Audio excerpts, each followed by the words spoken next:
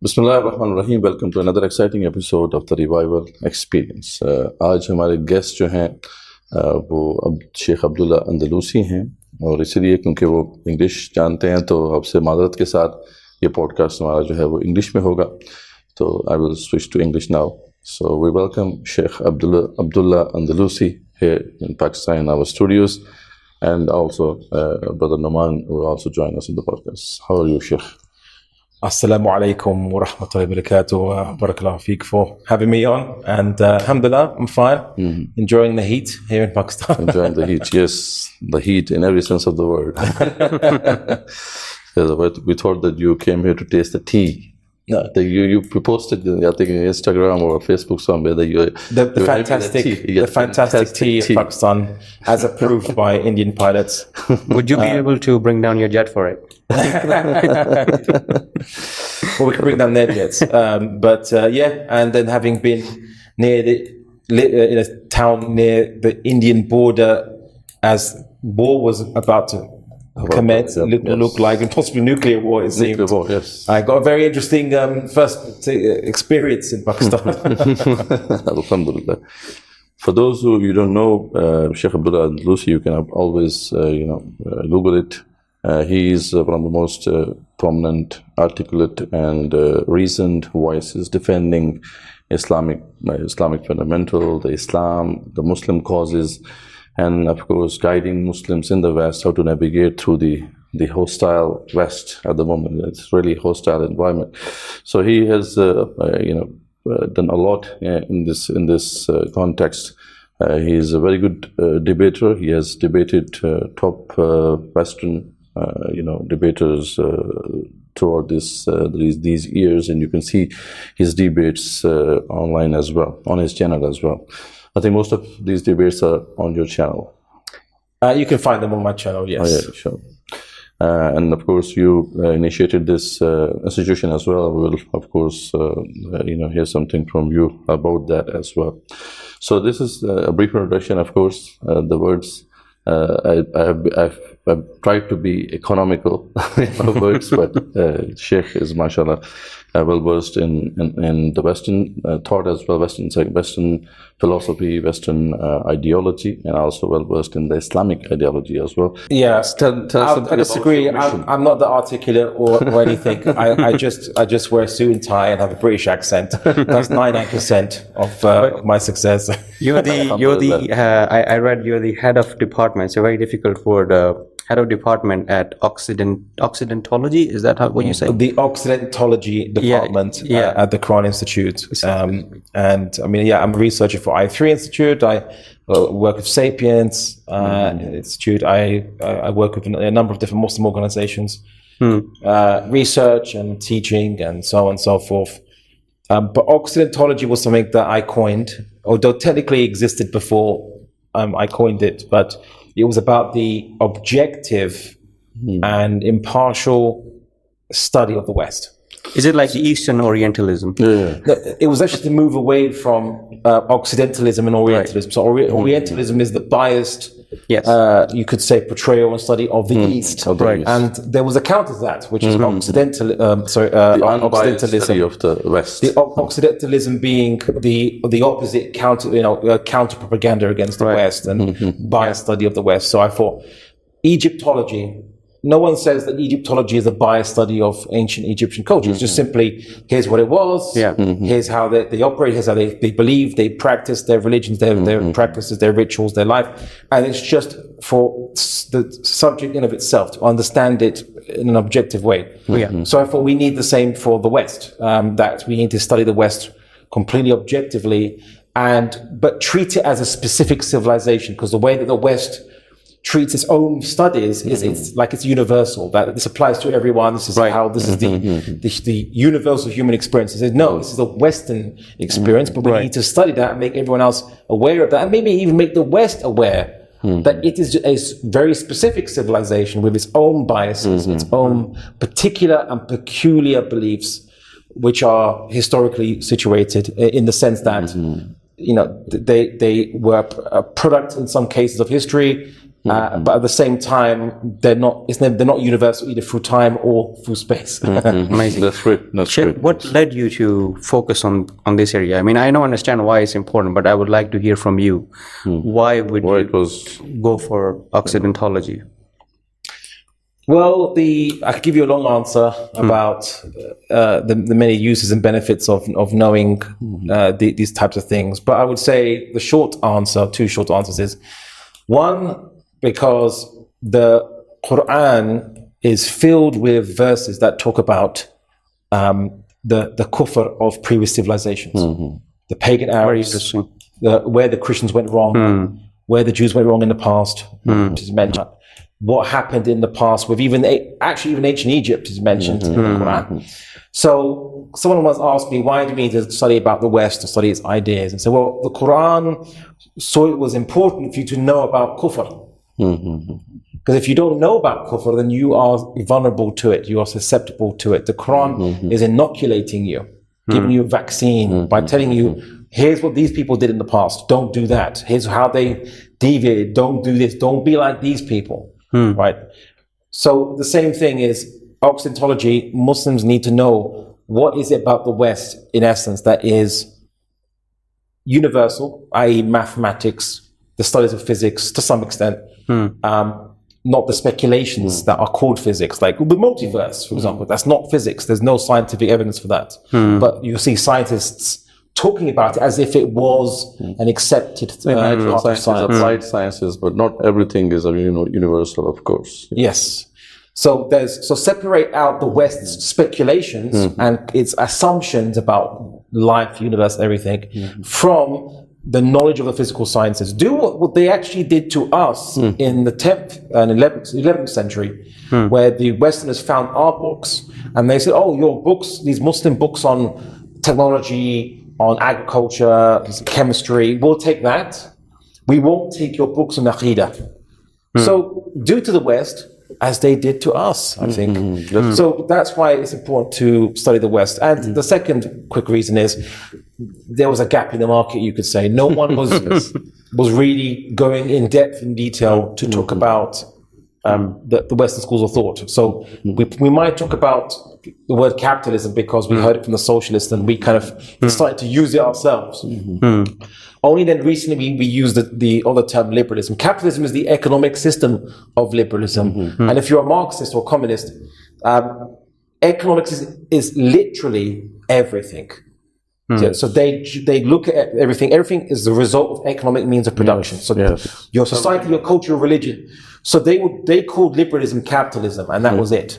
Right? Whereas liberalism, its more proper name, was only recently discussed now. And now people talk about secularism and liberalism and nationalism, but they talk about it like these things just emerged out of nowhere. Yeah, we have to refute it, but they just popped out of nowhere. Said, no, we need to know where they came from and what the other schools of thought are and why we see all these different forces in the West as arguments, counter-arguments, Republicans, Democrats, liberals, conservatives. What's all this about? So that we can avoid, because sometimes we think the enemy of my enemy is my friend, when in reality the enemy of my enemy is also my enemy, because they have their own ideas. And sometimes many Muslims adopt, because they saw a conservative Westerner criticize liberalism, they think, well, I will adopt his work, his book. Jordan Peterson is one typical example of this, whereas they actually have ideologies which are themselves antithetical or against Islam. Of course. So it's kind of a service to the West as well, I think, because in the West, what happened to the knowledge as a whole is that it became Eurocentric, and everything is Eurocentric. And because of that, even the West, especially this next generation or young generation, they're unaware of the reality of their own civilization. I mean, they can't see the pitfalls. You see it in this way as well. This is a service to the West as well, so that we can give them a clear picture of what they are actually in their socio-historic, socio-cultural setting. So in this way, it will be, it will open up new ways for them to think about the other civilizations as well. Yeah, I mean, one of the things I've said to different things in the West or people that are attempting to view Muslims as a threat in the West, and say, look, if your ideology, if your way of life is so strong and you think it's so universal, then you would welcome most people coming in to challenge it, because then it strengthens you, it sharpens you. You need to have challenge rather than it becoming a stale doctrine. The Western philosopher John Stuart Mill, his arguments for free speech was that you need to have falsehood be able to be expressed, because it sharpens and keeps, it strengthens those who follow the truth, because they're reminded as to why what they're following is true, and they know, and it prevents it from being a stale doctrine, a doctrine they just adopt blindly and forget why they adopted it. So I said, okay, well, if you have nothing to fear from us. But of course, if what we are saying is true, then you can only benefit from actually finding this truth and discovering this truth where you didn't know beforehand. So there's only a positive for Muslims coming into the West and challenging your beliefs and ideas by debate and discussion. Not all Westerners see it that way. Some of them, like neoconservatives and many others, realize that the West actually is based on a fiction, but they would argue a necessary fiction. So don't peer behind the curtain, to use a phrase from the Wizard of Oz, to see what's really happening, because like neoconservatives, like one guy called Douglas Murray, he's an atheist. And yet he talks about the utility of Christianity. Yeah, a lot of Christians do that now. Like they openly say that, we don't have the intellectual basis for its authenticity, but it's something good to have. It's good to give to your children. We don't really have another choice. It has utility. Yeah. They say even if it's not true, even if Christianity is not true, we need to use it to give some kind of moral basis. You need some fiction. The kids need to know that Santa Claus is real for a little bit. As they say, or Father Christmas, they call it. We need to tell them it's real, or fairies are real for a little bit. That's how they would argue. That's literally how they would argue it. That for a bit, until they grow up, and then you can become mature enough so that they can think straight or independently. Yeah, that's how they argue. And in some cases, they also say, even into adulthood, that many people need religion to maintain a stable social order in the West. You can't chuck it away, otherwise people would collapse into meaninglessness. Society would collapse into meaninglessness. That leads to civil wars, that leads to rebellions, that leads to it's a necessity. fascism. So it is a necessity, even though it is a fiction, but it is a necessity, and we need to use it. Yes, and they would say that Muslims are a threat because we are challenging this fiction, and Muslims are saying, you don't need this fiction. Yes. Reality is enough. Try reality. It's enough for you. Yes. Great. So here in this part of the world, the problem is that, people really think, those who are in the elite circles, they really think that liberalism and secularism is still the way to go, because they give this argument that in the West, these ideas were developed in similar kind of setting as we are experiencing at the moment, because they say that the religious extremism or the religious discourse as a whole has divided the Ummah, has divided the people. So same as the case there in the West when this Treaty of Westphalia happened. I mean, after that, the secularism was enacted. So it resolved this conflict in the society and provided that social cohesion that was required.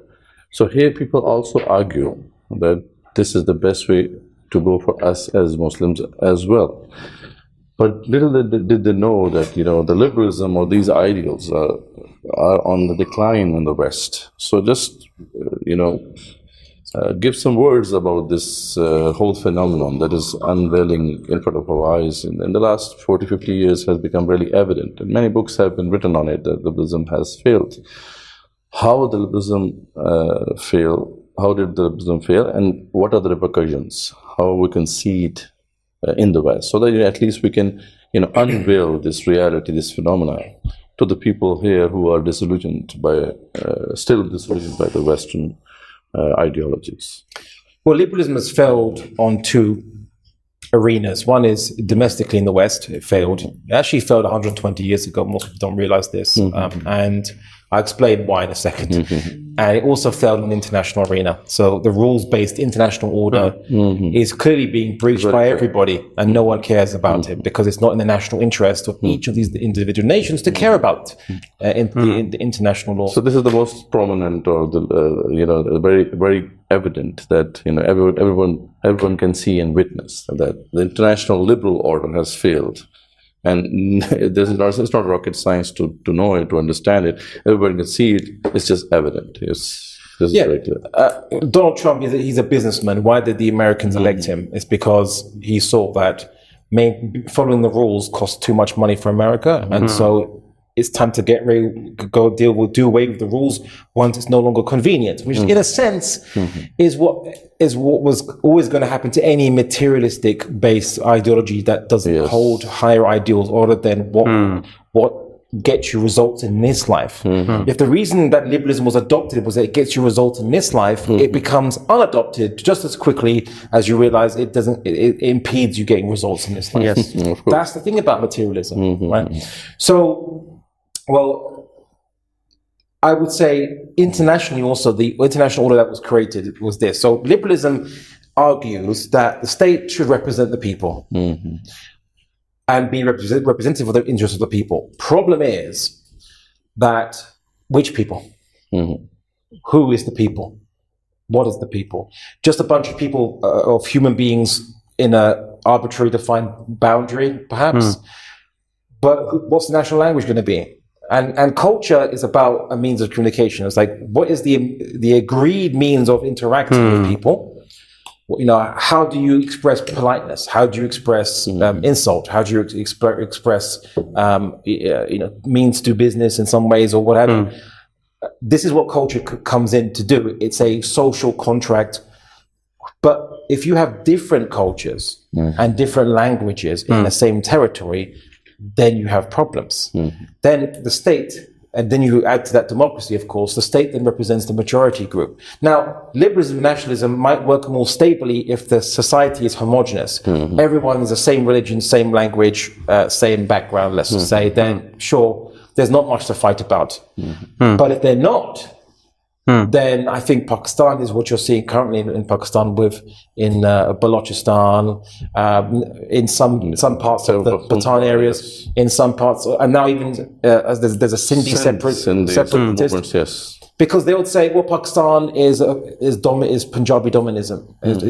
It's not us. Doesn't represent us. Now, how could you convince them as a secular liberal?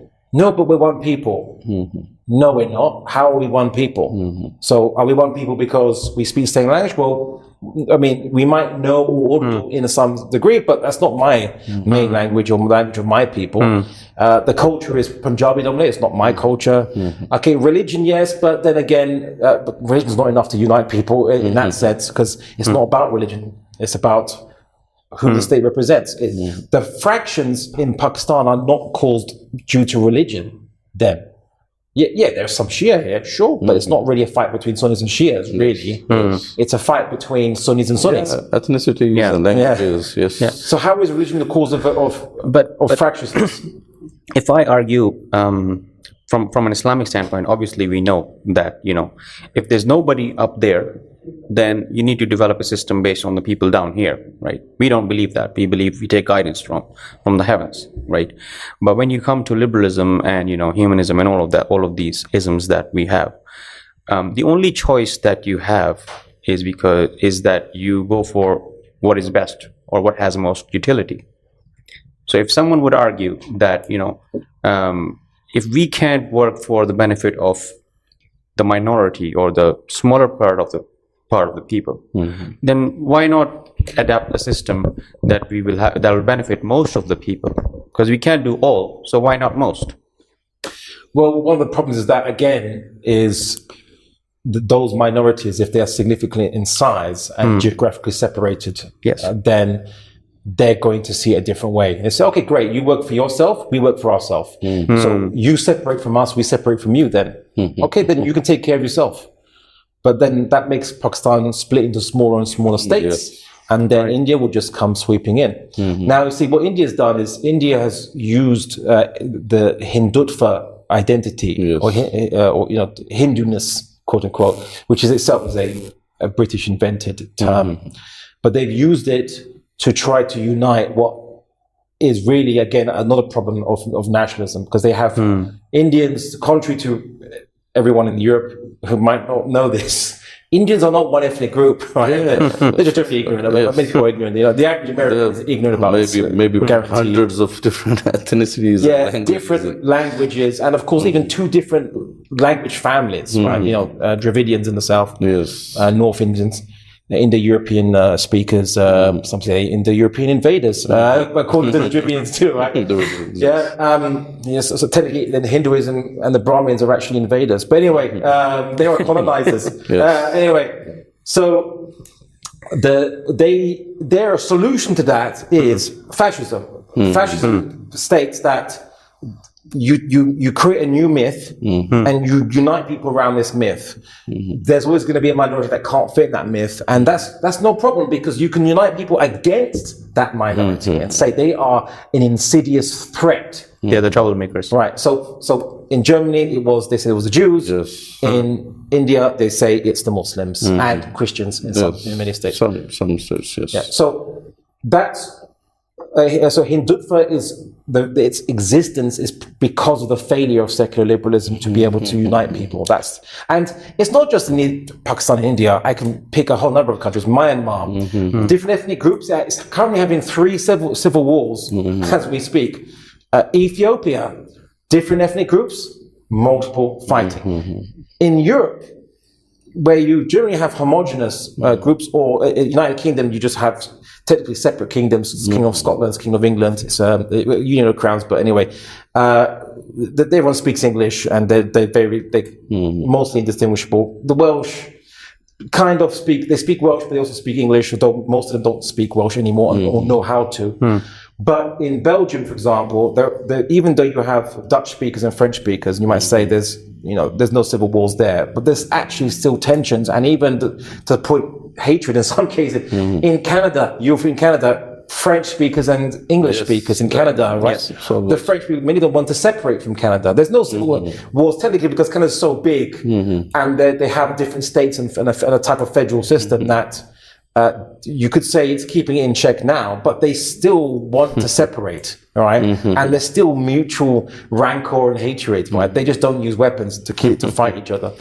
So these are the issues. And in America now, the rising numbers of Hispanic people there, of Spanish speakers, is causing tensions and of course, anti-immigrant hatred and the Anglo-Saxon dominance of America is being challenged. So this is one way to look at it, to see the symptoms. Now you have given the symptoms of why it has failed, but on paper, the secularism, this is the argument. The argument is that on paper, the secularism seems to fix this problem, because secularism is something which is ideology less, they call it. It is there, and everyone will be given the representation in the state as well as other social spheres. So on paper, it seemed to fix the problem.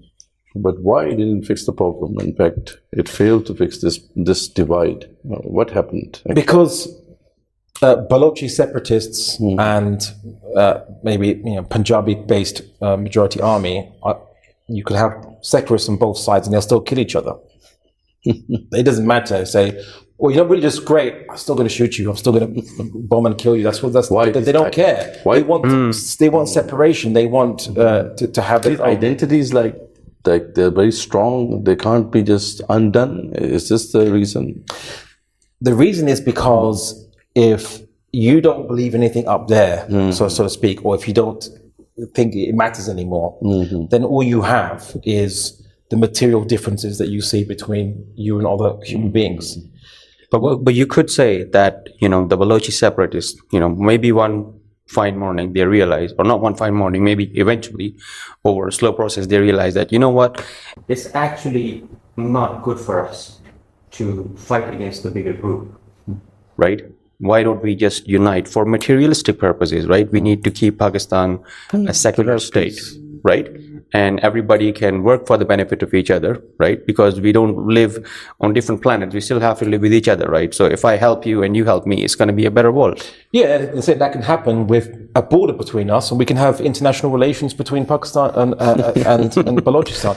That's how they can argue it, right? Because there's no reason unless there's a greater external enemy. Yeah. But there's no great reason. And of course, India doesn't go to the Balochis and say, we're going to wipe out Pakistan and wipe out you. No, they'll say, no, we're just going to wipe out or destroy or weaken or the reason, but we support you. We'll give you weapons. And they do. The reason why I'm saying this is because you actually gave a very good example about the external enemy. The philosophy that's being pushed down the throats of everybody in, across the planet, in the movies and in the media, is that all of you are one. This whole mambo jumbo of we all are one, we're all going to walk together to heaven, all the humanist paradigm. Even the Hindu people are now adjusting to that. And now, even in the movies, they're portraying that there's going to be this external enemy who's going to come from another planet, right?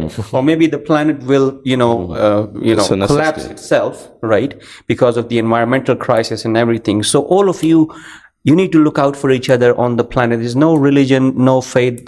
Finish all of these differences because humanity is at stake right now. We're looking for a planet where we have life, right? So that's the most important thing right now.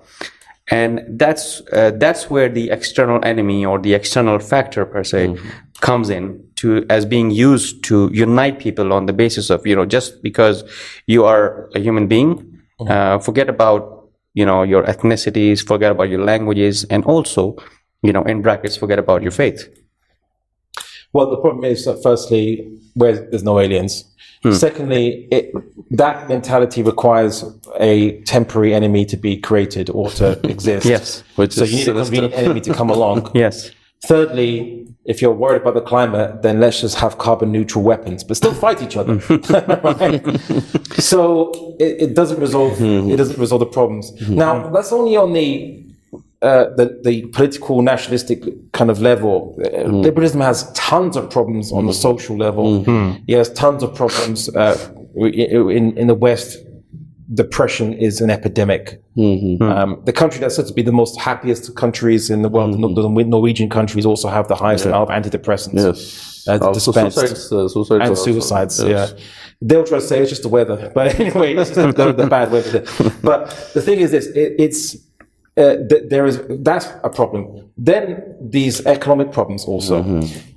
The West, the reason why it colonizes the world, the reason why it tries to have dominance in the world is because what you have is concentration of wealth in the West. Now, sure, having rich people isn't a problem. You can have rich people, but there's a point where there is so much concentration of wealth that there's not enough money to go around to the poor people. I often give a simple example, which is like riba. Interest. You have the rich people who have excess of money, so they lend it to the poor. The poor then have to pay that money back. Sure, they might make a shop or sell things to their fellow poor people, but ultimately they have to pay the bill at the end of the day, plus extra. Where is the net flow of money going? Is it going from the rich to the poor, or from the poor to the rich? The net flow. So at the end, the general masses of the poor people, even if there's new shopkeepers being created amongst them for this investment, they are getting, on the whole, poorer. The only way you can prop up that system is by getting money from outside or resources from outside, so that the poor people have more money, and to which then they can then pay to the rich people. But that has to require, it goes from other countries. Then you have to take that from other countries, and therefore you have to dominate other countries. So I often call it as a vampire system. Sure, the vampire is very strong, but it has to keep sucking blood in order to be strong. Now, I said that liberalism actually failed 120 years ago, pretty much. The Victorian era, Charles Dickens, he wrote about the very bad and dire situation of Londoners at the time of the height of the British Empire, right? And I read it. He talks about there was a mass poverty at the time because there was unlimited concentration of wealth. Where you think it's bad now, 50% of the people of the population only own 1% of the wealth, 1% of the population own 50% of the wealth. You think that's bad? Back then it was 80%. 1% of the population owned 80%. You had mega corporations, the Bilderbergers and others, and yada yada. mass corporation. So then what happened is, you had mass poverty in the streets of England. You had cases where like women were basically, obviously either they went out to prostitution, they were forced to, or they just left their babies to die because they couldn't look after them, or they were, so drugged up with opium that they just left their children to die on their laps because they were just so out of it. Charles Dickens writes about what he saw in London, the centre of the British Empire at its height. Okay, so all this stuff was noticed, and they said, well, liberalism isn't working anymore as we know it. We need to invent liberalism 2.0, a patch service. And they actually brought in ideas which were not technically pure liberalism. So they brought in antitrust laws. A corporation, you're free to own what you want, and you're free to do whatever you want with what you own. But if you get too big, we're going to have to break up your company. You have to sell part of it because it's too big. And that's what an antitrust law is. Right. I think at one point Microsoft got so big, the antitrust law was kicked in America. So you have to break into smaller companies because you can't. There's too much concentration of wealth. It's too big. You had obviously welfare, healthcare services, at least in the UK, throughout Europe, because the poor people couldn't afford their own healthcare, and they were worried that socialism and Marxism was going to come in. So they said we have to patch that up. Liberalism says, okay, you're free to do what you want, and we're not going to be responsible for you. You're responsible for yourselves. So that's great, right? Until you're sick, you're poor, you have an accident at the factory, and you can't provide for your kids anymore because you're maimed, and the factory worker doesn't have to owe you anything because you're not working. So why has to pay you?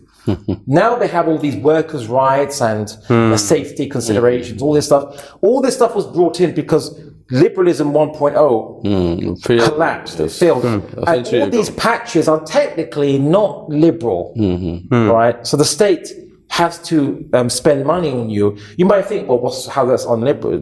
That's anti-liberal. Well, the problem is that the state takes money from the taxpayers, and the purpose of liberalism is, I don't take money from you. You don't take money from me without consent. Yes. Okay, so I don't steal it from you, and you're not responsible for me. I'm not responsible for you. But if the state takes money from you against your will, in a sense, although technically you consent by voting, that's how it is. Well, except in the Constitution, yes. Yeah, then that money comes to me. Then the state has made you responsible for me, which technically isn't pure liberalism in its first form.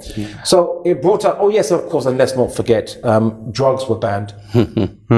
Liberalism says, do what you want. Yes. As long as you are physically harming anyone against their will, take drugs. Have opium. As opium was allowed at one point.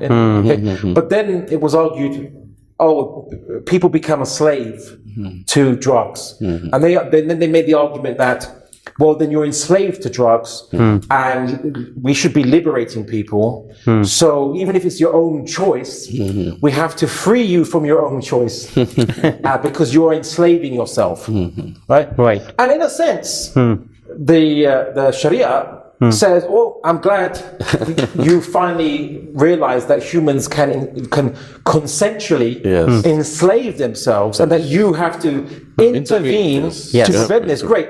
But let's be consistent. The biggest and most lethal drug in the West and most addictive drug by numbers is alcohol. Yes. Why not kill it? And the West actually tried to do that. There was prohibition in America. There were some states, I think, these kind of laws were passed. They passed it broadly in America. The prohibition, they prohibited alcohol. And in England, there was the temperance movement, actually launched by Christians, to be to treat alcohol the same way as other drugs. It failed.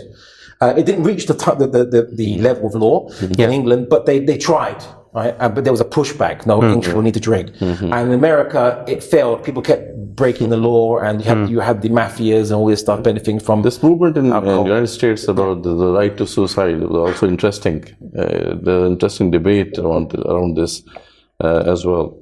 So the argument is that, as we can put up in front of the audience, is that as long as this moral compass is based on materialism, there won't be any morality. It has to be on something beyond human, something which is above all humans. I mean, something supernatural, something which is very much linked with our fitra, with our true nature, and that is what that is where the moral compass should be. If we want to something objective. So like it's actually a lack of religion in the sense of at the state level in Pakistan and its full proper implementation, as well as making it the highest criteria for the state, not simply we're going to make a constitution and we will use religion, rather opposed to the national interest of Pakistan it's the Deen of Islam. There's a difference between that. Yeah, I've often said the problem in the Muslim world is that Islam is a part of their lives. I often say that as a little bit to kind of initially just to trigger some curiosity, and people say, "What you say? What you're saying that the problem in the Muslim world is because Islam is part of our lives? Are you Muslim? What's going on?" And I say, "Well, actually, are you Muslim? Because it's the key word is part, whereas Islam should be our purpose in life. Everything we do, all our policies, everything." Driven by the world project of Islam to make La ilaha illallah the highest amongst humanity, the highest among mankind. That is the world project of Islam. That is our driving purpose. Every activity we do in our lives. It has to be linked. And you might say, well, to be more religious, what do you mean I have to give up working and, I have to sell my car and become an ascetic, like hide away in the cave? Say, no, you can have multiple cars, successful business and so on, but the whole reason is different. Yes. So currently, the current situation in the Muslim world is society expects, or your family expects, that you to be a successful person, you have to have a family, car, kids, what have you. And it's just for that reason. And while you're doing this, just don't forget to read your namaz if you can, do your salah, your siyam, your fasting and so on and so forth. If you can. And if you can, try not to lie and be nice, right? But then, if you can't achieve those things without lying, maybe God will understand. And you can lie. That's the important. mindset. Throughout the Muslim world. That one line is actually very important. Maybe God will understand. Yeah. It's an exception they tell themselves because their main purpose is, in essence, just a arbitrary set of social expectations and family expectations. That's throughout all Jahil societies from the past, from the ancient world to now. And the Muslim world has fallen back into that. Whereas a purpose in life is something else. A Muslim driven by purpose, Islam as their purpose, would say, okay, so I want to worship Allah subhanahu wa ta'ala. The more money I get, the more sadaqah I can do. Or the more I can invest, the more I can leave for my family. I can also help my community better. I can improve my society better by investing in social projects. I can maybe leave a good waqf. I would say that Muslims we are thawab capitalists, or ajr capitalists. We want to get good deeds, and we say, well, I'm not just going to spend money and do one good deed. Maybe I'm going to invest in a waqf that will multiply while we'll do research, and I'll publish this research of new science or technology, because everyone that benefits from this, I get for thawab. It's after I die, it will still continue, right? I want to maximize my thawab, right? That is driven by purpose. I want to have children so that they can make dua for me after I pass away, and I want to raise them up well so that they can be the soldiers of the Ummah, the doctors of the Ummah, the mothers of the Ummah, the nurses or whomever. They can be, I want to strengthen the Ummah with my children. I want to strengthen the Ummah with my family. I'm sorry to interrupt. I want to bring in a very important point that you mentioned, particularly with regards to the situation in Pakistan and the surrounding areas. When you want to be in service to God, when you want to do something spiritual, you want to be a man of God, typically the things that come to our mind are, namaz, roza, or doing some dars-e-Quran. But the kind of things you've mentioned, like publication or scientific research, or building something, that just doesn't fall in that category for us. And even if it does, it's on the lower order. The real deal is, I got money, I will build a masjid. Right? But we don't really focus on the actual problems that the Muslims are facing. And there are so many things that we can do to undo that, to counter that. But even if we do them, even if we believe that they are very impactful, they just don't come with that much of a spiritual reward for us as building a masjid or donating something, right? you talked about the wealth imbalance, right? We cannot ignore the situation. We don't live in a vacuum. We know who holds the most wealth, on this planet, how the American campaigns are being funded by the Zionists. And we even see the Zionist movement as something which is either philosophical in nature or it's reduced to some conflict in a certain region. We don't see it as a global order that's, they've penetrated into that. And there's some work we need to do against that to undo that global order. Because if we actually work towards that, if we're doing any scientific research, if we're doing any kind of lobbying or building think tanks, that's just not good enough in the spiritual realm for the person in Pakistan. Someone who's studying in a top university here, he wants to be a spiritual man, right? He wants to be a man of God. The things that will come to his mind won't be that, I'm a lawyer or I'm a doctor and this is what I can do to help save the Ummah, right? And I can release a publication, or I can build a science lab, or I can build a think tank. I need to be a man of God. So the 2-3 things that come to my mind are the compass of the Muslim world needs some calibration. Yeah, we need some calibration. It reveals a secular mindset that there is a difference between things which are in the dunya and the deen. What they forget is that the deen is for the dunya, and then you get the repercussions in the hereafter, the consequences, the reward, so on hereafter.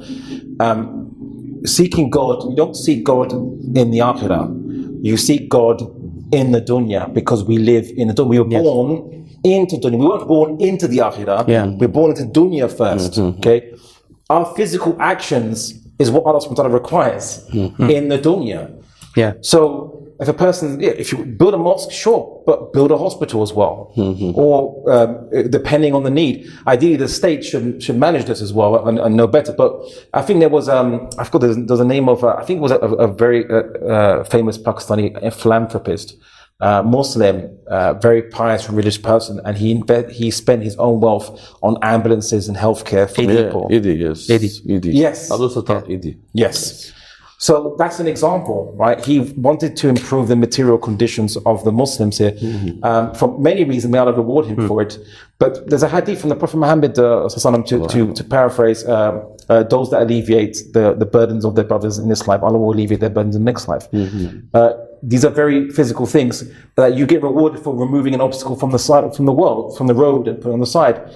These are dunya things, right? The point is, we're born into this life to work in this life, seeking the hereafter, not ignoring this dunya, because that's not how you seek the hereafter. So, we do salah in the physical world. We don't do salah in the spiritual world, right? So even the most thing you think, the most non-materialistic thing you could think of as an action, this particular, the regular ibadah itself is a physical action. So that's what Muslims need to realize. And I think I wanted just to put this last point out before, is in Pakistan, how to resolve the problems. If you say Pakistan represents the people, but the people are the Punjabis, the Balochis, the Pashtun, they're going to fight and be divided with each other. If you say to people, look, our purpose in life is we are all Muslims. Our only purpose is to submit to Allah subhanahu wa ta'ala. He's made some of us to have different languages and backgrounds, but we are all Bani Adam. We all have the same purpose, the same obligation, the same sharia, with the same kitab. Then we have the same purpose. Then everyone realizes that, sure, while you might have different languages and different foods, I like different foods, different backgrounds, it's meaningless. Right? It's not, you should abandon it. It's not the end of your objectives. Not even secondary. It's just incidental. Just happens to be. Well, I'm used to this food. I like food. I, for example, I like. I hate pineapple on my pizza. I think it's a bid'ah. Same. And it should be rejected. Not in the religious sense, but in a but it's just incidental. It's meaningless whether someone has pineapple on their pizza or not. I mean, I might think less of them, but still, it's meaningless. But if I go to my Pathan brother, to my Punjabi brother, to my Balochi brother, to my Sindhi brother, and say we're all Muslims, I don't see the lens of Pathan, Punjabi, Sindh. I see Muslims. And the Prophet Muhammad said in a hadith, to paraphrase, now there's only two types of people. Okay, the unrepentant sinner, or the kafir, the rejected, the disbeliever, or the believing Muslim. There's only two types of people now. Everyone, all the considerations no longer exist. So if you unite Pakistan on that, this is the only way we can do that. This is the only centripetal force that we have. Great. I mean, what we see in the Muslim world at the moment, we see this reaction to this materialistic onslaught, this onslaught of the materialism. We have developed within ourselves this leaning towards the spiritual aspect of it. I mean, we have lost track of the material world to some extent, and that's why what Brother Noman was trying to put up is that this intellectual rejuvenation is not transferring into the collective action in the proper way, as it did for the Jews in the past, because in this way, it helped them to create this movement, to create this Jewish lobby and have the influence in the material world. But this is not happening in the Muslim world. And because of that, we are in this state of decline. And if we want to get out of this state of decline, it has to be, revived somehow. Otherwise, if we are just focusing on the rewards of the hereafter, then this world will be neglected and we will remain in this state of decline. So how this could happen, especially, we don't see like people like you, I mean, like Hamza Zorsis and Brother Muhammad Hijab. They are doing great job that they are, working in this intellectual discourse, and they are defending Islam and its fundamentals. But all this work has not been transferred into a collective action. Individual action, yes, it is there. People are, getting close to Islam. The non-Muslims are accepting Islam. But what about why there are no institutions built or developed on these lines? That let's build, for example, a Muslim lobby on the same lines as Jewish lobby, so that it could be influential in solving the material problems in the Muslim world. Why it is not happening? Is it a lag from the scholars like you, or this is something so deep in the Muslim subconscious mind, or collective subconscious mind, that needs to be undone so that we can go in this direction? Well, firstly, I'd say I would never describe myself as an Islamic scholar. Far from it. I'm simply a da'i, and that's all I'd like to be known as. But the issue is, in the Muslim world, there is a particular intellectual disease. I realized that the ship of Islam is been brought to a standstill because of things that have attached to its hull. That's what ships do, barnacles and things. It slows it down, the ship. You have to scrape. You have to do a hull scraping frequently. So that it can then go smoothly. We've been brought to a standstill by ideas and assumptions that accrue to us over many centuries. The Sahabas didn't have this mindset and mentality. They would think of it very differently. They wouldn't say that you work for Islam simply by divorcing yourself from the world and just going in a cave and doing dhikr all the time for the rest of your life. Yes. No. La rahbaniyat fi Islam, Prophet said very clearly. There's no Marxism in Islam. Once the Prophet Muhammad received revelation, that's when he left the cave. Right? Because his work was outside the cave. Interesting, yes. The work is outside the cave. So this is the situation of the Muslim world, is that, and I'll bring two parallels to show that I think is instructive. So I think that history has something to teach us about Allah's ahkam amongst humans, amongst insan. And in this sense, well, there's also Ibn Khaldun discussed this as well, and we know the verse of the Quran which is Allah does not change the situation of people until they change what is within themselves. I'm going to get to that in a second, right? But let's first look at the West. So the West had Christianity for centuries, dominated by the Catholic Church, although the Catholic Church didn't have as much power as people think it did, but the Crusades was an attempt for the Catholic Church to get more power in Europe by saying, we can launch wars, whereas before they never was able to launch any wars or anything like that. They just advised the Catholic kings. Okay. There was an understanding amongst Christians, certainly in they call the Dark Ages of Europe, that the world was irredeemable. You couldn't change it. All you could do is convert people to Christianity, make sure that they have embraced Jesus as their savior, yada yada, for what have you. Make sure they do all their rituals, and then wait for Jesus to come, the second coming, and he will remake the world. Yeah, you're laughing. Sounds very familiar. Sounds familiar, doesn't it? Yeah. So you can't change the world. Is the Bible says, or the New Testament phrase, not a saying of Jesus, but the saying of Paul, I think it is, Paul, yes. who doesn't have reason, shouldn't even have any authority, but it's part of the Bible, quote unquote. So the devil, I think it's a legislating of Jesus. The devil is the prince of this world. So they said, okay, well, the world is controlled by the devil, so you can't change it. It's going to be bad, evil. All you can do is try to survive this devil. Yes. So your faith survive it, and wait for Jesus to come, defeat the devil, and then Jesus will rule. That was a belief in the West until roughly, you could say, the 12th century. Then something happened. They discovered that these Muslim infidels they've been fighting, as they'd call it, that these infidels not only were more civilized than them, and there's writings by them that say, how comes we Christians, we're so barbaric to each other, we fight each other, we have no limits when we fight each other, and yet so much that even the infidels would be ashamed of these kind of actions. And why are we always divided? Why can't we unite to fight the Turks? All this stuff, right? Yeah. It sounds quite familiar, doesn't it? Yeah. Yes. They not only discovered that Muslims had better adab and akhlaq than Christians, but they also discovered manners and decorum. We don't know the Arabic, but also they had better technology. They had an abundance of food, and they invented windmills. It's like, instead of getting a donkey to go around a grindstone, just let the wind do it.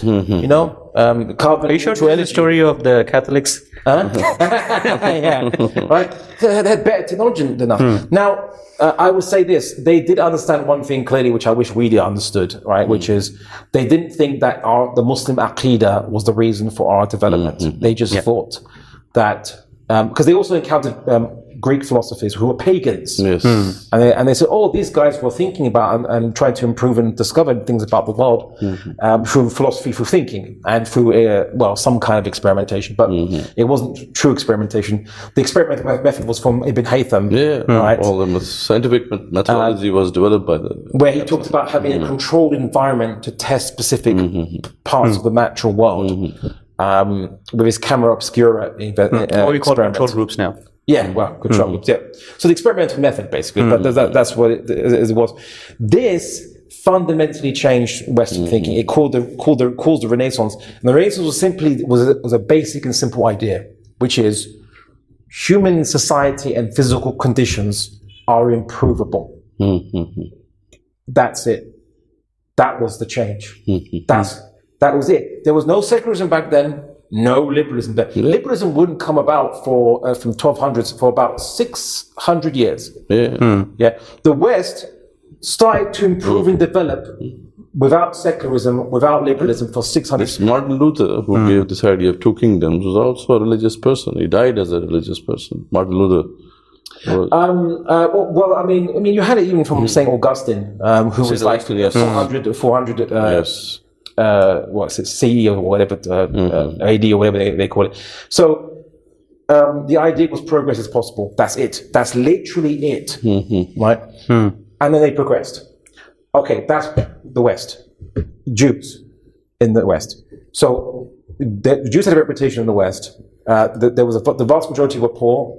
Most of them were treated in a bad way, or they were looked down upon, and it kind of reinforced bad behaviors. But Most of them were viewed as a burden to society, not intellectuals, not thought leaders. There were some who were thought leaders and intellectuals that came a little bit later, but mostly they were viewed as a massive kind of problem in the West of a minority that weren't Christian.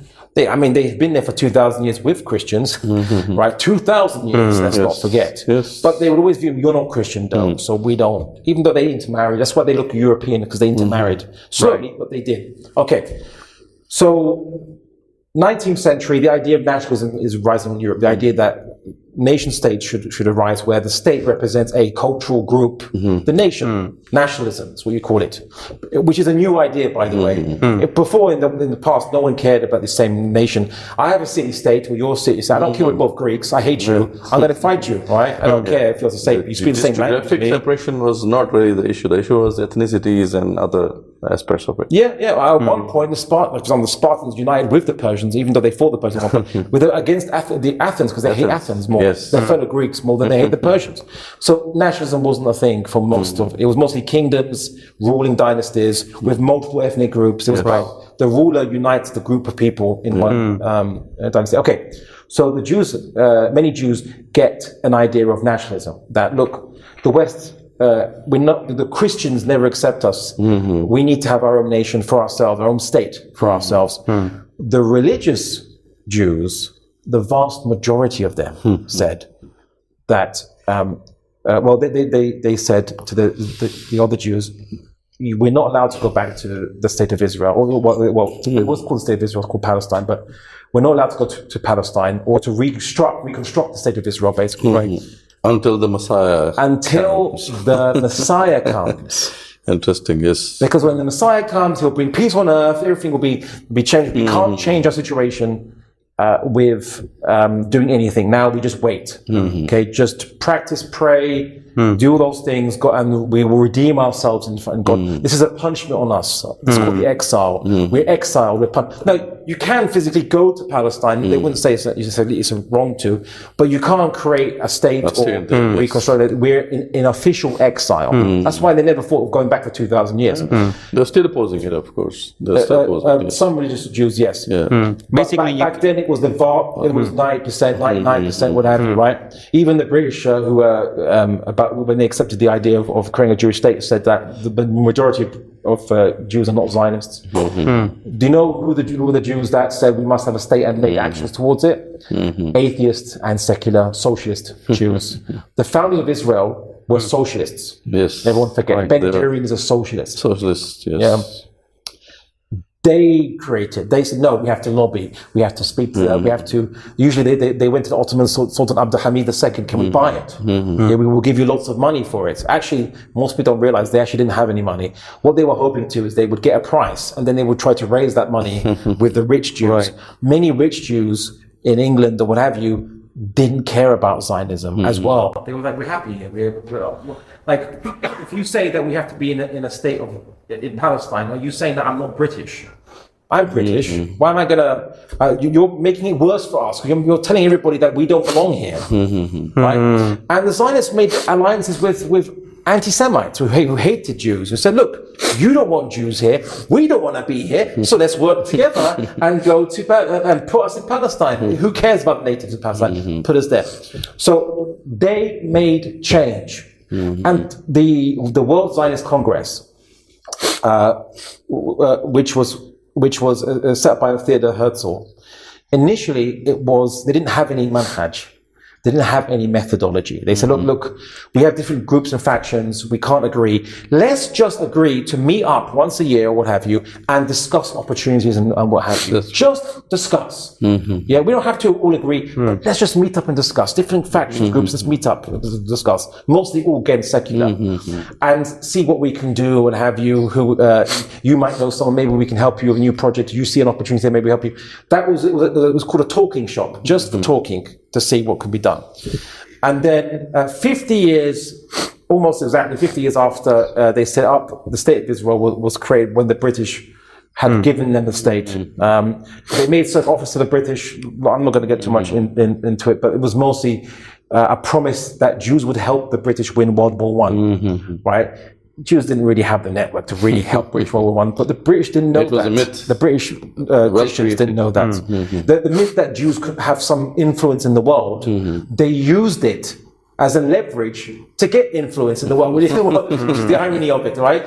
You know that saying, was it act successful and fake it till you make it, right? Yes, of course. That's pretty much what they did, is fake it till they make it. Yes, we do control the world. We can help you win World War I. So you just have to offer us Palestine for it, and we can do it. Right. The British said, okay, we'll try anything we can get. So as soon as they changed their mindset and said, okay, we can make change, then they made change. Now I'm coming back to the verse of Quran. The Muslim world. Allah does not change a state of a people until they change what is within themselves. Yes. Use the word fi. Inside.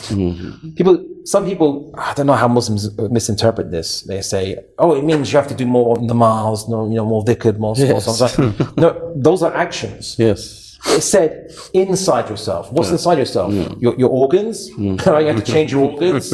No.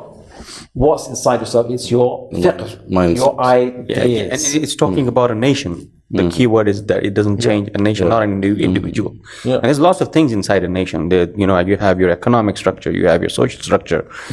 All of that stuff actually represents change the mindset, as you're saying. You change their ideas, you change their actions. It's as simple as that. That verse was actually talking about. I mean, we were not talking about, but it was used after talking about a decline people that were destroyed. So they will only be destroyed once their ideas have corrupted over time. Usually, if people become very successful, the next generation's understanding of the ideas becomes weaker and weaker and weaker because no one challenges it. Yes. It becomes an empty doctrine. Right?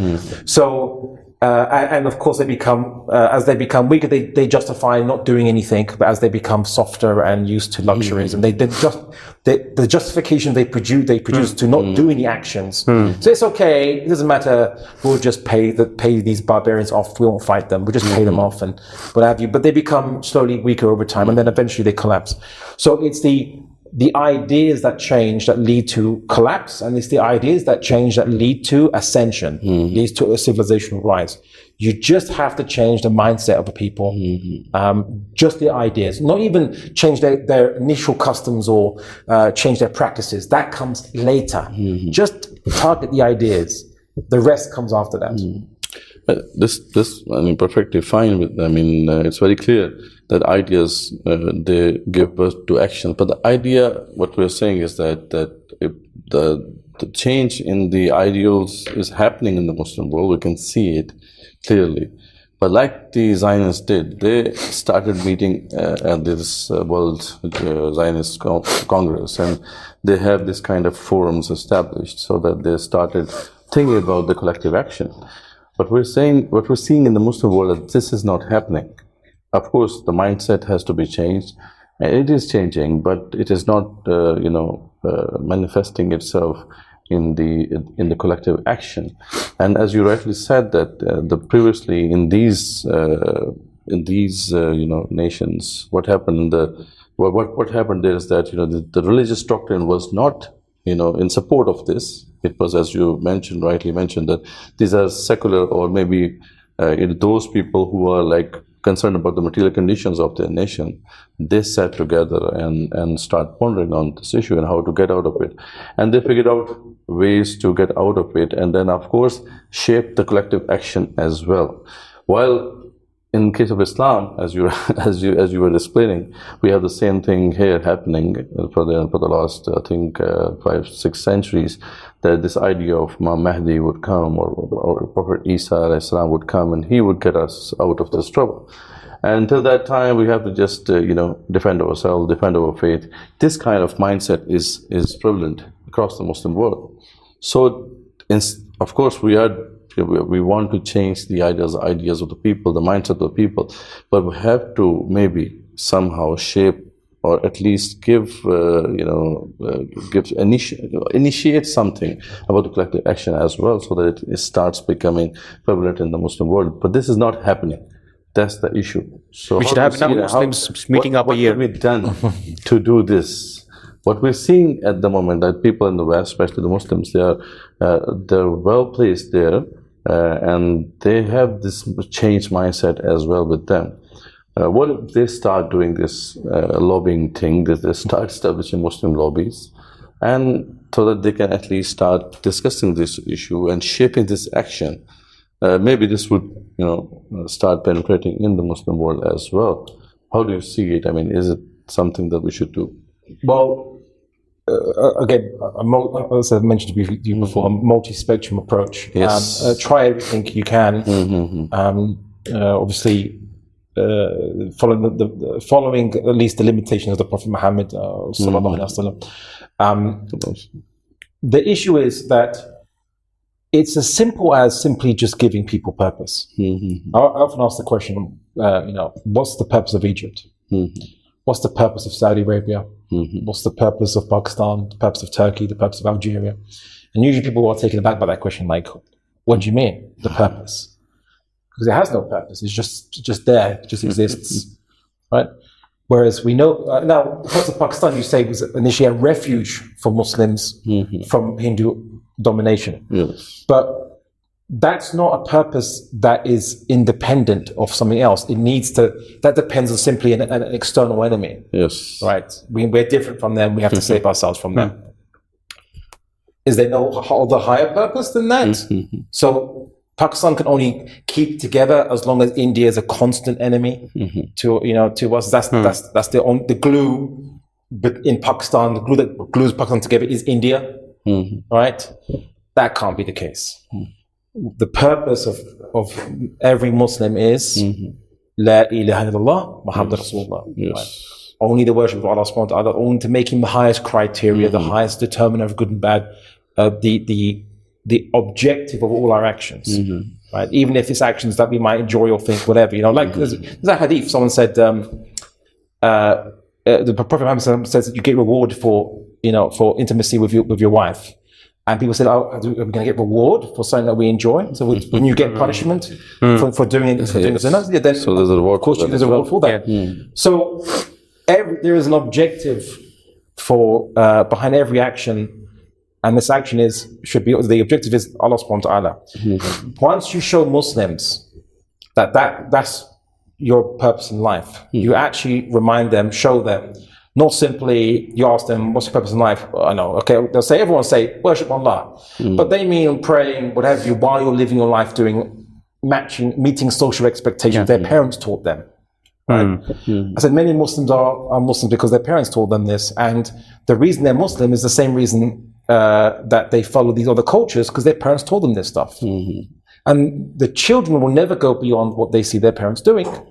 Usually, if that's what they're taught, right? Islam is their parents. You understand? We need to detach that. Say, no, you need to rediscover Islam yourself. Yes. How do you know it's true? Question it. Answer it. Sure, you might have a few people fall off the wayside, but the vast majority will be strong and certain. And then once they realize it's their purpose in life, you don't need to even debate them on nationalism or democracy or secularism. They'll just see it as meaningless automatically. Right? When a person reverts or converts to Islam, they automatically say, my whole life has changed. I'm now reorienting my whole life to what is my purpose in life in Islam, how do I do it?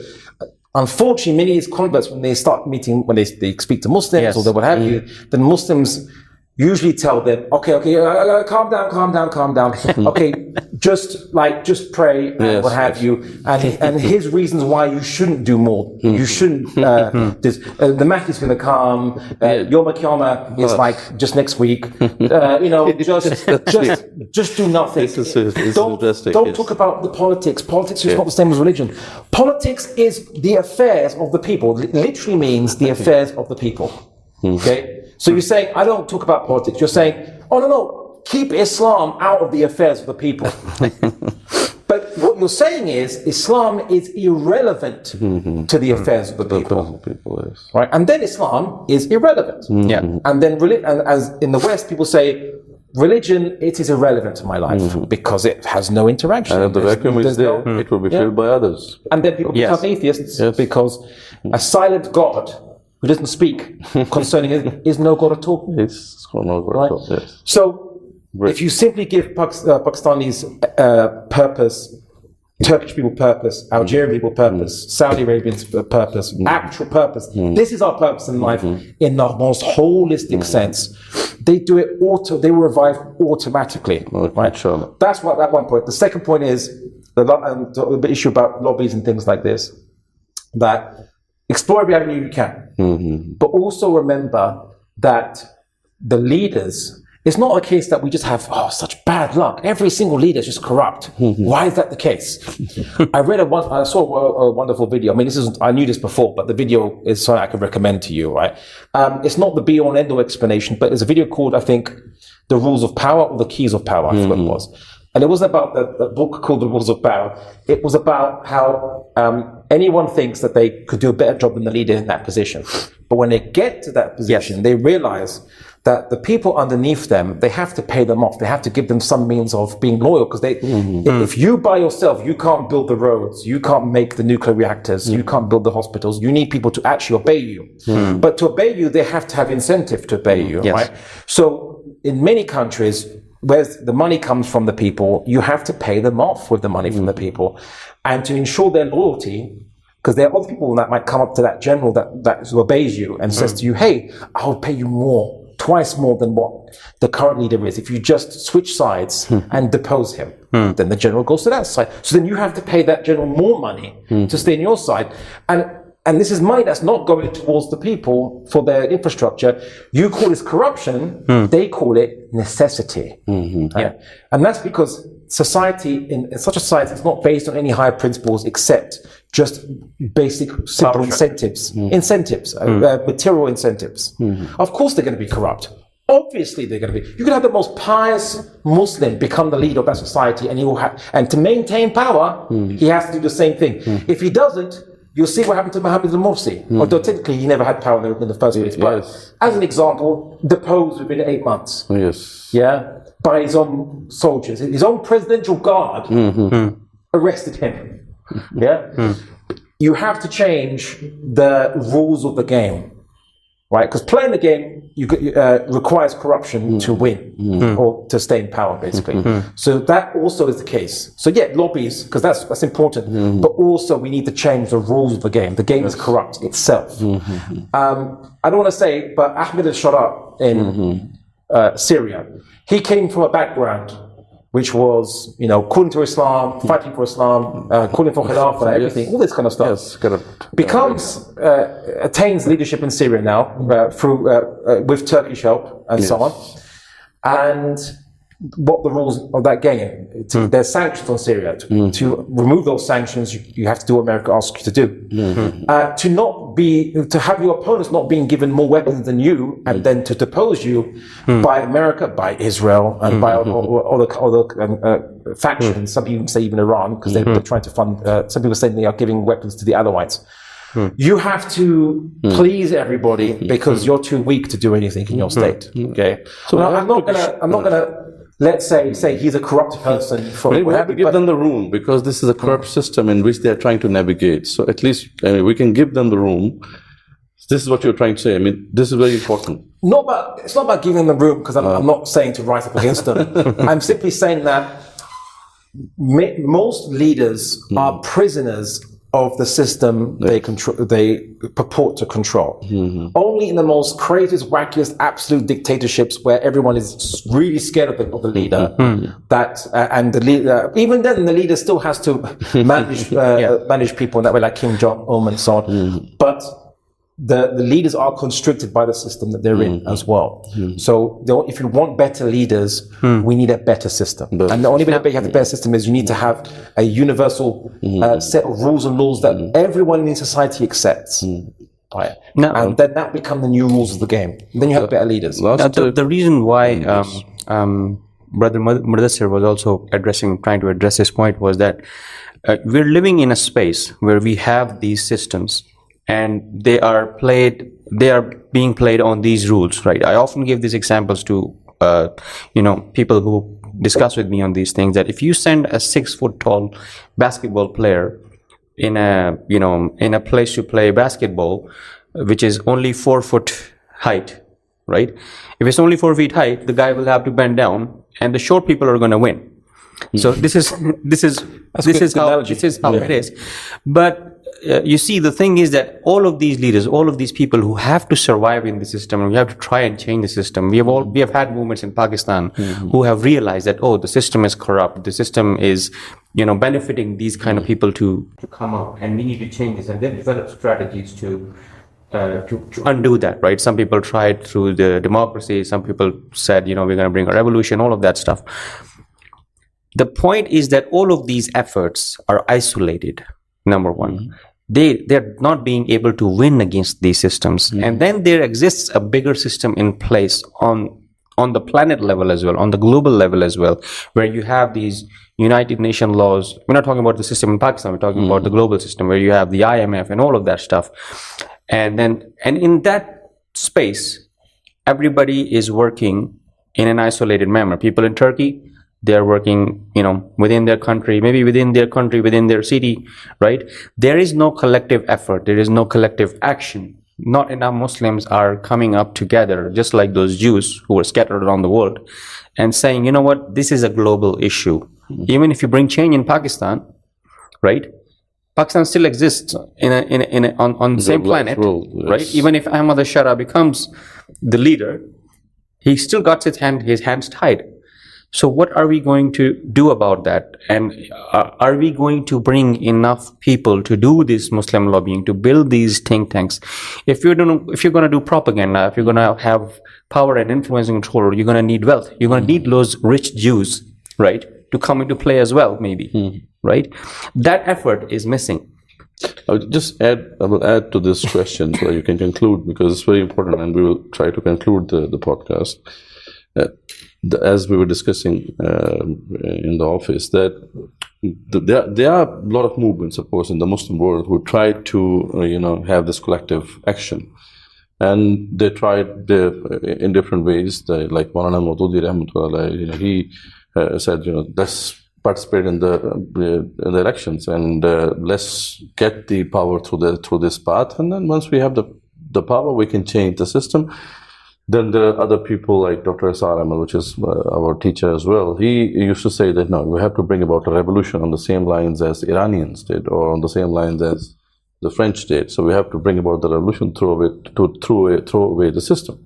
Then we have these people, our brothers, his brothers, who say, we need to seek Nusra, and once we have the Nusra, we will change everything. What we realized after analyzing all these efforts is that they're just so linear. I mean, they're just focusing on one particular aspect of a complex problem. As you were discussing, or you were telling before, that the Zionists used to sit together, and there was no one particular methodology or manhaj in their mind. They are dynamic about it. So we think that this is the problem why the collective action has not been able to bring about that change that we want.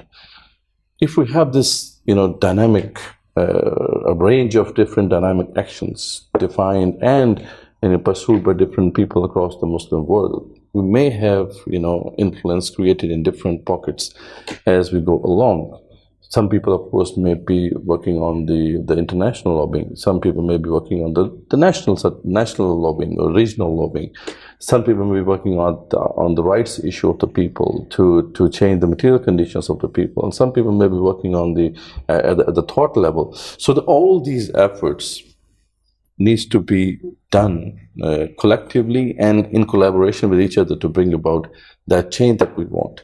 This is what we think. We would want your comment on that. So this is one question. I will put the other question later. But just to add what Brother Noman was saying, what do you say about that? Is it a sound strategy, or we should do something else? What I'd say is, let's say you need to change the collective thoughts of a people, and usually you'll start with individuals you approach, and then you'll make public campaigns, and people.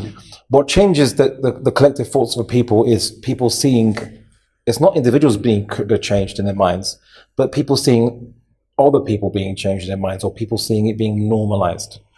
There's a part of your brain, you could say, or mind rather, that asks the question, what is society thinking?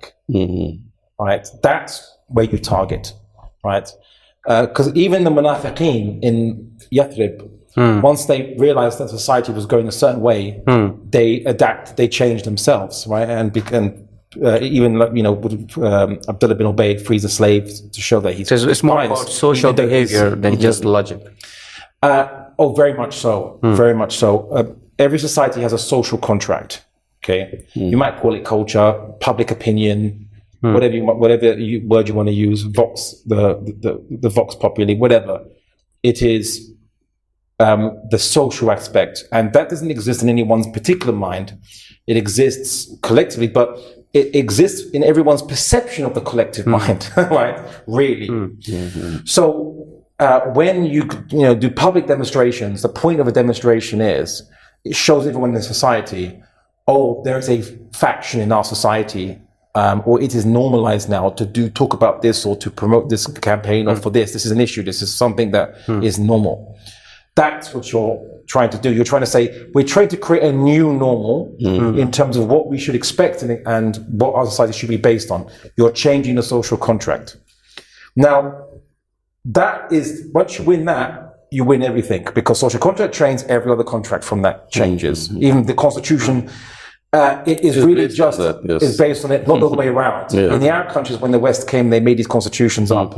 I feel, okay, well, this is now democracy and secularism, but then it becomes a dictatorship instantly, almost, after they leave, because it's just a piece of paper with words. The social contract is behind that. Now, I said, I actually agree with you in the proposition. And I suppose I'd probably want to point out that it's perhaps an effect rather than the cause. Because of so many Muslim thinkers and Islamic thinkers and discourse on Islam, on Khilafah and so on, you're seeing Muslims thinking about this and reacting to this. And as the change happens, it is natural that lawyers who are having their minds revived by Islam are going to start campaigning for Islamic rights, Islamic rules. You're going to see people who lobby groups arise naturally, right? And be part of this natural thing and not be detached from it, flow with it. The wheel of Islam is turning, as Hadith says, or turn with it, right? So yeah, what I'm saying is, rather than discussing, should we cause it or not, I'm merely pointing out maybe it's already being caused and we are flowing in this tide. Don't disrupt it. Don't disrupt the tide and keep it up. Keep the flow going. With an eye but knowing where the objective lies. And the objective is the social contract changes, everything else changes. And it doesn't mean now, like, okay, I'll just focus on public dawah or demonstrations and not lobbying, not speaking to our soldiers and our armies. We need to give dawah to generals. We need to give dawah to commanders. Everything matters. Dawah to soldiers. Dawah to the farmers. Dawah to the chapel makers. Right? Everything. We need to. We can't leave any stone unturned. I mean, we have to. I almost emphasize this is what we're doing here right now. Just the last 4 days, we have been talking to farmers. We were talking to business tycoons, and we've been talking to scholars. We had this, trip to different cities. So this is exactly what we're doing right now. Last question, brother. Tell us briefly about your initiatives and what are you doing, and how can we collaborate, or how can others who are watching this podcast can collaborate with you or benefit from your work? And of course, there has to be some ways to help to work together. So please give just a brief about your initiatives, what you have been doing, and how to collaborate with you. Well, you asked a very good question with the collaborate part. Not about collaborate with me per se, but actually something you reminded me now to mention, which is there's something that's very important that we have to have while we are moving in the direction of this social change. We have to expect disagreement amongst our Muslim brothers. Yes, that's very important. And look past it. Right? Islam, as a practical deen, will be successful or fail depending on whether we master difference of opinion. This is beautiful. And you don't master it by getting everyone to agree. You don't. You can't get everyone to agree. You manage the differences. Yes. So might be another a particular Jamaat or a particular group or particular whatever that might have disagreement on a few things. We might disagree on a few things. Yeah. But guess what? We're still going to collaborate in the khair, as the Quran says. Yes, collaborate in the good. Maybe even you have a personal issue with me personally, an ego problem. I have an ego problem with you. Even that, but I'm going to look past it for the greater good. Yes. So I often said to someone that, for example, there was a particular guy that had done something bad to me, and I didn't like it. But he was speaking was the haqq generally about the Dawah Islam and so on. So someone asked me, "Oh, do you recommend this person for the event or what have you?" And I said, obviously there's, the waswas shaitan saying, say no, say whatever, say don't work with him because I don't want to work with him. He don't want to work with him. No. I said, look at if you can't say anything good, don't say anything at all. But instead I said, well, look at his work. His work is on his websites, blogs, blah blah blah. And if you think this is what you need, then you use him. And if it's not, then don't. But you go and judge for yourself. Actually, that's generally my approach for everyone, even whether I like them or not. I say to people, when they ask me, could you give me a recommendation? The reason why is because I think some people are prejudiced with a negative reputation that wasn't created by themselves. And people just rely on other people to give, to take, oh, what should I say about this person? Oh, many good brothers are ignored because of this situation. So you know what? Don't take my recommendation. Look at his work. Please look at his work and judge for yourself. That's what I say. Things like this, or even if I was invited if I'm invited by anyone to work with them, whether they've done something bad to me or not, I will not refuse if it's in the khair. Yeah, I might not send them an Eid card or something, Yeah, I might not do that if I had a personal issue with them. Although I try to reconcile that, and also we're commanded not to be angry with our brother more than 3 days and 2 nights. Very seriously, if you are allowed to forgive you, then you should forgive other people. That's also a key issue. Yes, and the akhlaq, yes. Yeah, and I'm trying to start a little, you could say, tradition that every Eid al-Adha. Every Eid al-Adha, that we make it a practice to forgive everyone that we have issues with, and make it public. Say, I forgive. I take notice. I make notice. Everyone, I've forgiven you. Everyone I can think of, I forgive you. And ask me today, I will forgive you. Right? We should encourage that. So if we can manage different opinions, that's great. Yes. And we can collaborate whether we disagree. So that being said, as for my other stuff, what I'll say is, I'm working on a number of projects. I'm doing a course with I3 again on the history of Western philosophy and civilization. So please check that out. Sure. I'm working with Sapiens Institute on a course on Zionism, and I'm writing a book on refutation of Zionism and how to call and advocate for Palestinian rights as well.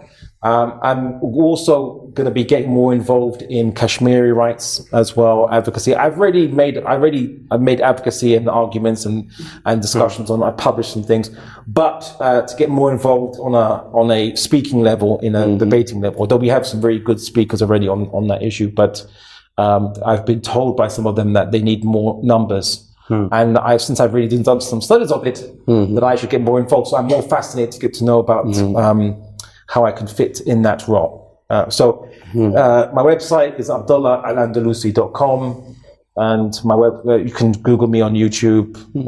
This debate initiative that you initiated. Yes, the Muslim Debate Initiative. If you Google that Muslim Debate Initiative, you'll find our website, and also we'll have a YouTube channel. Are you working on fostering new debaters, Muslim debaters? Is there any course for them? Any mentorship for them?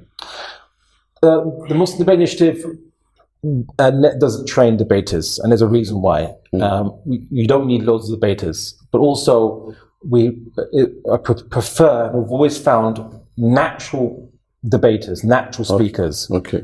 And giving them a platform develops them, or they're already driven. Instead of trying to get someone who's not driven or is not naturally good, because we don't need millions of debaters. So it's a niche. It's very niche. Guiding them and giving them a platform. So this is what you're doing. Yeah, well, mostly, usually, actually, it's mostly a person that is very good, but no one knows of them. Mm-hmm. And we say, okay, we'll give you a platform and make you public because you need to be known because you're good at what you do. We see what you've done. You're actually good at what you do.